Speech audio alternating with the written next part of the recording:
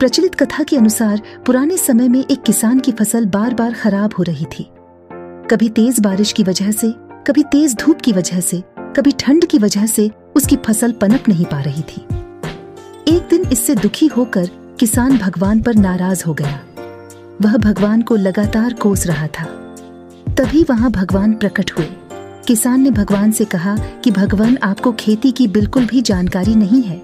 आपकी गलत समय पर बारिश कर देते हो, कभी भी तेज धूप और ठंड बढ़ा देते हो। इससे हर बार मेरी फसल खराब हो जाती है। आप मेरी अगली फसल तक मेरे अनुसार मौसम कर दीजिए। जैसा मैं चाहूं वैसा ही मौसम रहे।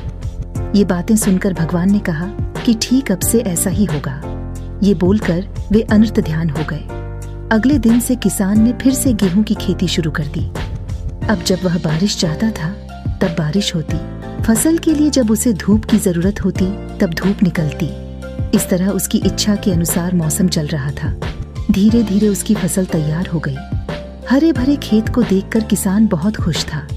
जब फसल कटाई का समय आया तो उसने देखा कि फसल की बालियों में गेहूं थे ही नहीं, सबकी सब खोखली बालियां थीं। ये देखकर उसने फिर से भगवान को याद किया। भगवान प्रकट हुए तो इसकी वजह पूछी।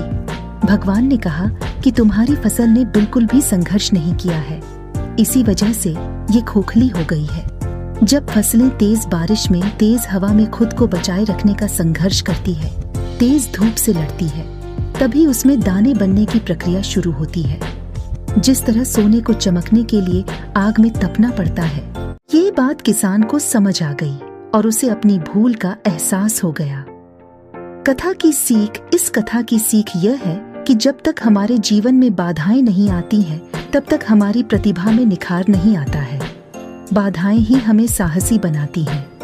परेशानियों की वजह से ही हमारा सही विकास होता है।